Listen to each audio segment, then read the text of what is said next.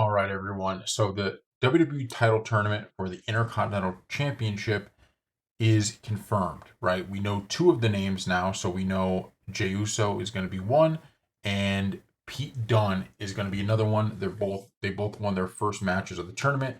Next week, September 2nd, there's going to be another match, and what we got is Dominic Mysterio is going to be a part of it. I don't think anyone else has been confirmed yet, but we know now that there's going to be four people, right, that are going to be fighting for this shot. And then after that, it's going to go to one, and you know how it works.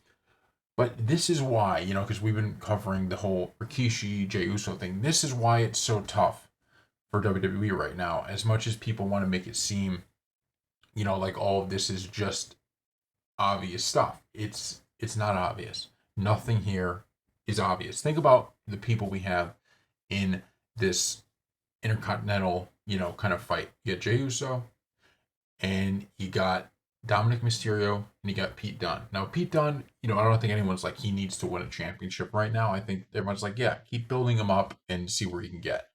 But everyone looks at it and goes, yeah, Jey Uso should be a part of that. He should be a champion. Dominic Mysterio is the biggest heel in WWE right now. Shouldn't he be getting that? Should he have a shot at that title? Sure, he could be a champ, right? I mean, because you figure if baby faces are measured by how much the fans love them, then heels are measured by how much the fans hate them. And he's more hated than anyone, right? He's driving one of the biggest storylines of um, the company right now, right? He's the main force.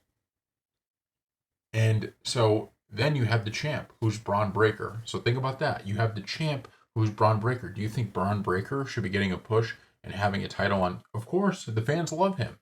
So this is where, as much as you agree with Rikishi and you think WWE is kind of dropping the ball with Jey Uso, you also come back a little bit to the middle and you say, oh, wait a minute.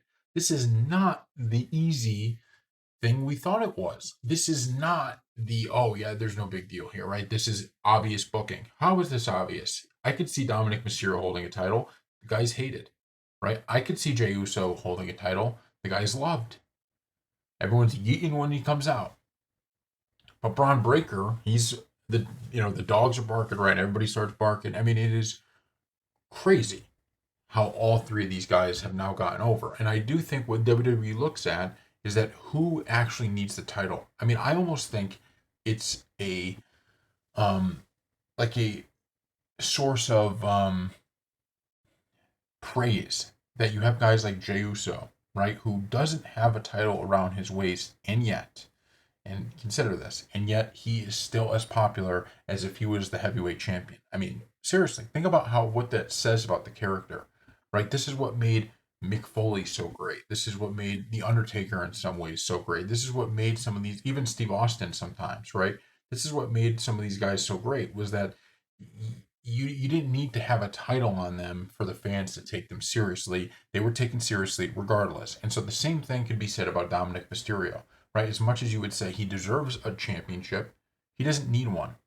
And Braun Breaker doesn't really need one either, but I do think the title fits a lot better on Braun Breaker. I definitely think it fits better on him at this point.